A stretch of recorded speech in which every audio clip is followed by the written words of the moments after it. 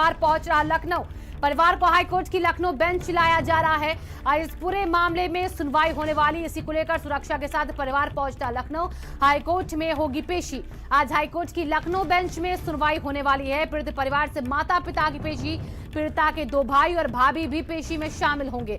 आज हाईकोर्ट की लखनऊ बेंच में पेशी होने वाली है। हाईकोर्ट ने मामले का स्वतः संज्ञान लिया था और उसके बाद देखिए पेशी के लिए बुलाया गया था। आज के दिन पीड़ित परिवार को भी 5 सदस्य परिवार के शामिल हो रहे हैं। इसी के साथ 5 बड़े जो अफसर हैं यूपी के, वो भी आज इस सुनवाई के दौरान उपस्थित रहेंगे, जिन्हें तलब किया गया था।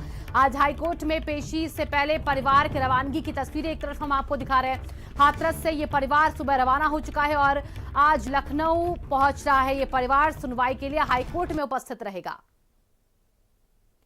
तस्वीरें देखिए। प्रॉपर पूरी सुरक्षा की पूरी व्यवस्था की गई है, समुचित सुरक्षा है और इसके अलावा डीएम सर और एसपी सर भी जाएंगे। वो भी कॉन्वॉय का हिस्सा होंगे या वो लोग अलग से जाएंगे? डीएम साथ में ही लगभग जाएंगे। अभी यहाँ से हम लोग जा रहे हैं, बाकी वो सर भी साथ। मैम एक आखिरी सवाल है आपसे, एक आखिरी सवाल है कि जब परिवार यहाँ से निकलेगा तो क्या सीधे कोर्ट में जाएंगे या फिर प्रशासन के लोगों से वहाँ पर उच्च अधिकारियों से मुलाकात भी होगी परिवार की? अभी हम लोग का कोर्ट जाने का ही है, बाकी जैसा भी जो बीती बात है उनको हम बताएंगे जज साहब के सामने के साथ। ऐसे ऐसे कहा कहते हमारे साथ में बेटी के साथ में दरिंदगी हुई है और कहा कहते हैं हमें सबको भी नहीं मिला, ना हमें देखने को भी नहीं मिला बेटी, तो इसकी सब समस्या को हम सब बताएंगे।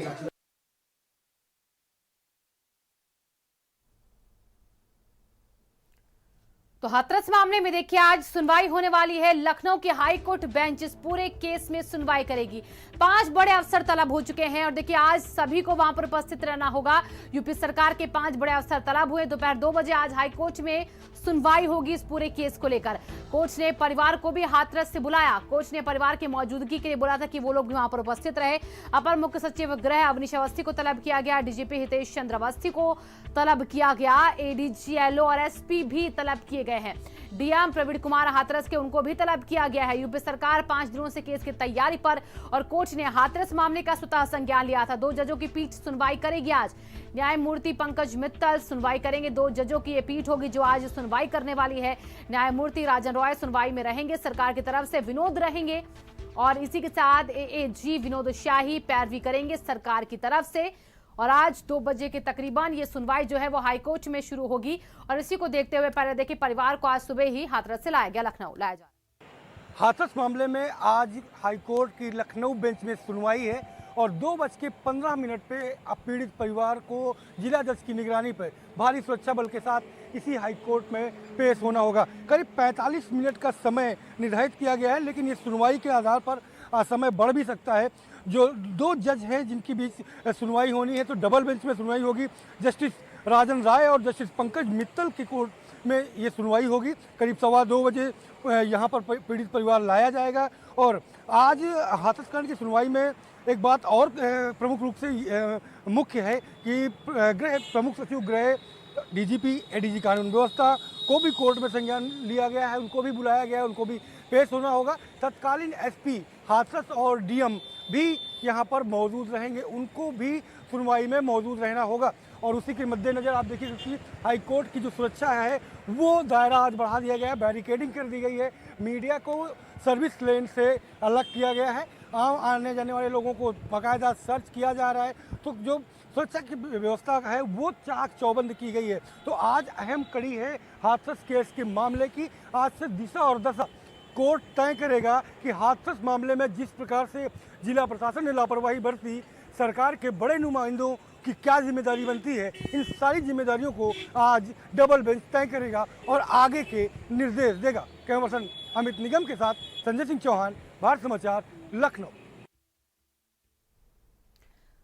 तो 5 बड़े अफसर हैं जिनको आज देखिए कोर्ट के सामने उपस्थित रहना होगा क्योंकि इन्हें किया गया तलब। देखिए एसीएस होम अवनीश अवस्थी उपस्थित होंगे आज। इसी के साथ डीजीपी हितेश चंद्र अवस्थी भी शामिल रहेंगे। हाथरस मामले में हाईकोर्ट में आज देखिए सुनवाई है।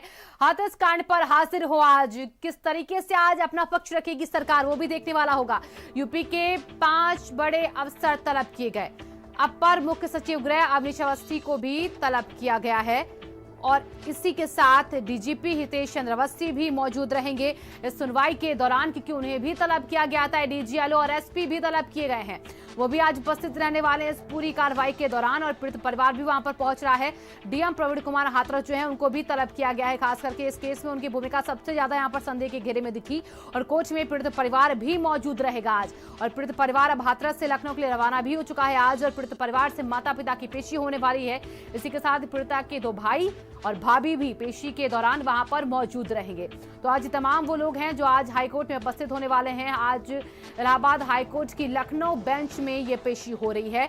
कोच ने हाथरस मामले का स्वतः संज्ञान लिया था। 1 अक्टूबर को देखिए स्वतः संज्ञान लिया गया था इस पूरे केस में, और 12 तारीख आज के दिन को यानी कि मुकर्रर किया गया था सुनवाई के लिए। हाथरस मामले में आज इसी को लेकर सुनवाई होगी। तमाम सवाल होंगे जिनके जवाब आज सरकार को देने होंगे, और उन सरकार के नुमाइंदों को भी देने होंगे जो उपस्थित होंगे आज।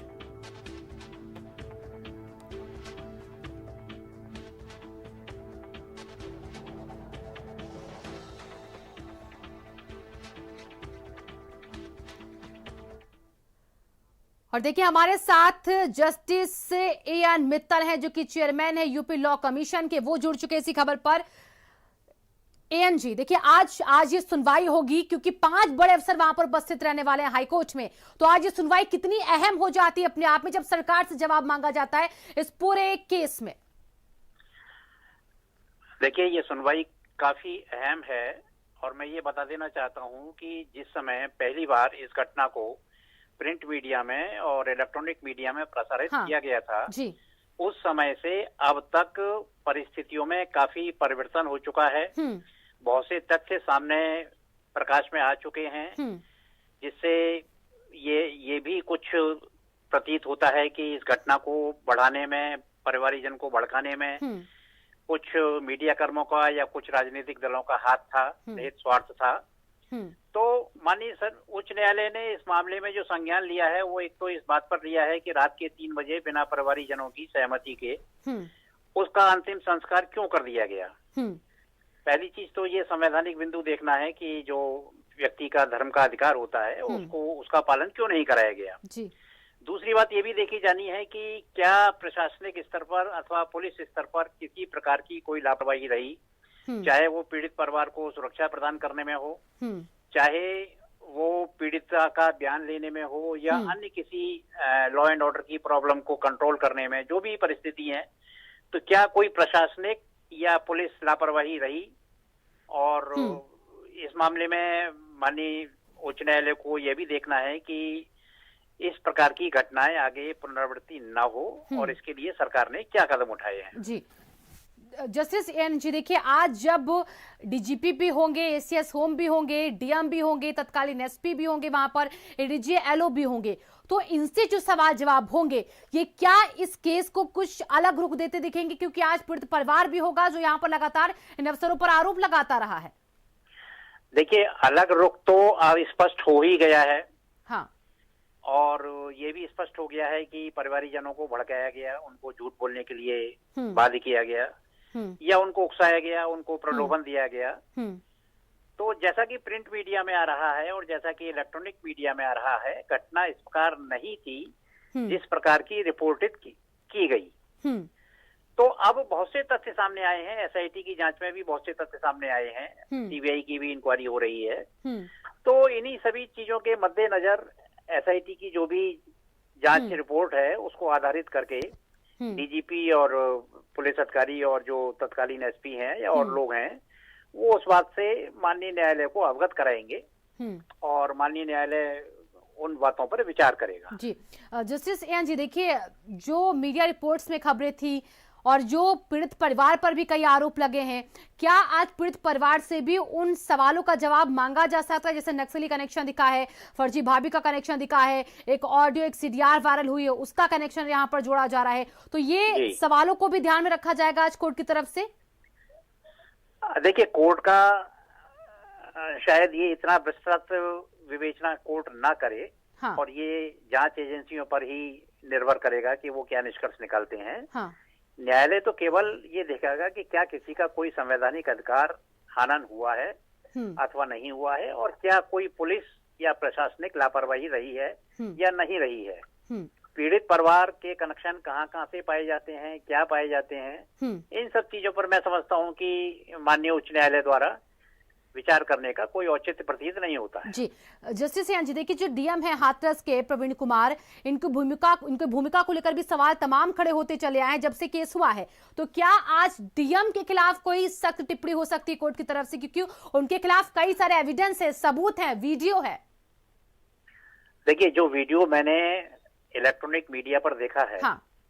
उसमें डिस्ट्रिक्ट मजिस्ट्रेट हाथरस पीड़ित के भाई को हाँ। ये कह रहे हैं कि आप अपनी विश्वसनीयता बनाए रखिए जी, आप बार बार बयान मत बदलिए, और ये जो मीडिया कर्मी हैं आधे तो चले गए हैं, आधे और कल सुबह चले जाएंगे, हम ही लोग आपके साथ रहेंगे। तो मैं इस वीडियो को जो प्रसारित किया गया उसको मैं किसी भी प्रकार से ना तो मीडिया के लिए धमकी मानता हूं और ना ही पीड़ित परिवार के लिए किसी प्रकार की धमकी मानता हूं। बहुत बहुत शुक्रिया जस्टिस मित्तल जी आपका हमारे साथ जुड़ने के लिए। फिलहाल तो आज इस पूरे केस को लेकर देखिए आज कई सारी बातें जो स्पष्ट होती कहीं ना कहीं दिखेंगी। कोर्ट में होगी पेशी और हमारे संवाददाता संजय कोर्ट के बाहर ही इस वक्त मौजूद है। संजय, आज कौन कौन लोग इस बेंच में होंगे, क्या कुछ पूरा प्रोसेस